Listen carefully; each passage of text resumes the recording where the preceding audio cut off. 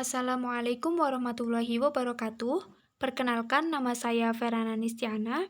Di sini saya akan mempresentasikan evaluasi media pembelajaran. Ada 4 hal yang akan saya sampaikan pada kesempatan kali ini. Yang pertama yaitu tujuan, kedua prinsip, ketiga kriteria, yang keempat jenis dan prosedur evaluasi. Yang pertama, tujuan evaluasi. Tujuan evaluasi media pembelajaran yang pertama efektif, yaitu agar kita tahu efektif atau tidak. Yang kedua efisien, tujuannya tercapai dan biaya terjangkau, sedangkan usahanya kecil. Yang ketiga, mengetahui apakah media pembelajaran benar-benar memberi bantuan terhadap hasil belajar peserta didik.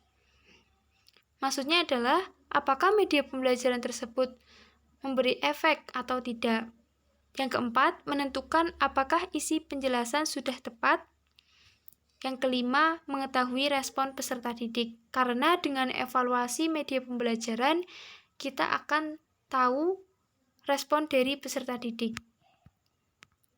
Yang kedua, prinsip evaluasi. Ada 4 prinsip evaluasi. Yang pertama, apakah media pembelajaran tersebut mendorong terjadinya komunikasi yang aktif, efektif, dan interaktif? Aktif di sini yaitu tidak pasif. Efektif di sini tujuannya tercapai, dan interaktif yaitu mampu memunculkan komunikasi dua arah. Yang kedua, kebenaran dan ketepatan konten. Yang ketiga, pertimbangan praktis. Maksudnya adalah kemudahan dipindahkan atau ditempatkan, kesesuaiannya dengan fasilitas yang ada di kelas, keamanan penggunaannya, daya tahan, serta kemudahan perbaikannya.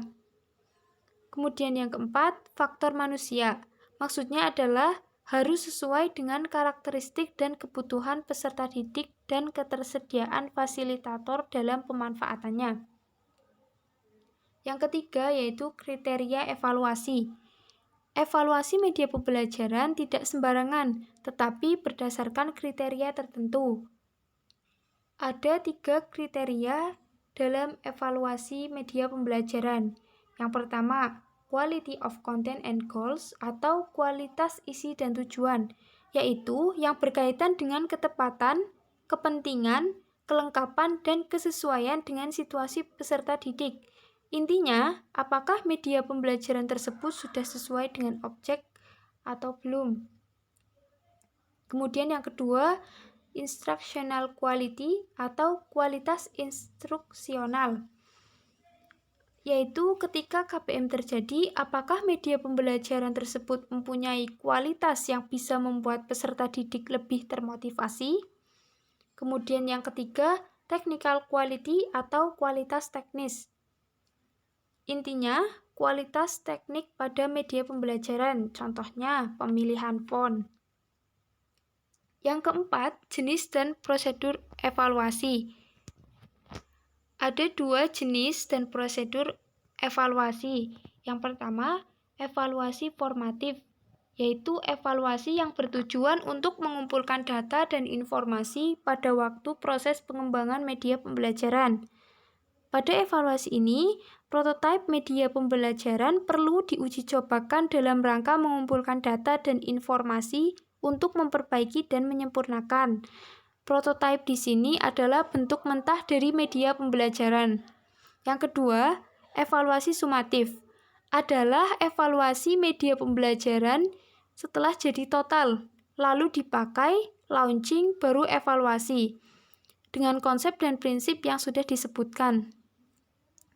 Inti dari jenis dan prosedur evaluasi adalah evaluasi formatif agar media pembelajaran menjadi media terbaik.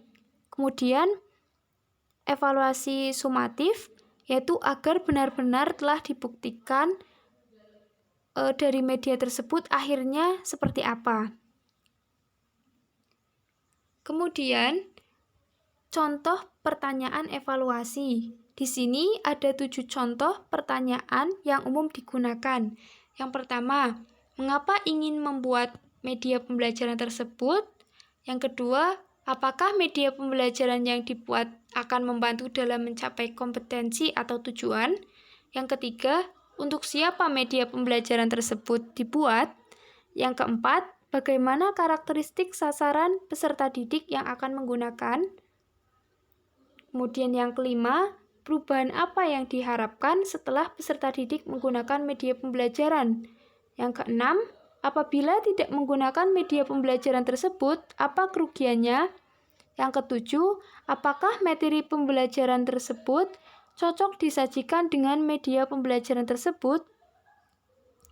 Demikian outline evaluasi media pembelajaran. Semoga bermanfaat. Thanks for your attention and wassalamualaikum warahmatullahi wabarakatuh.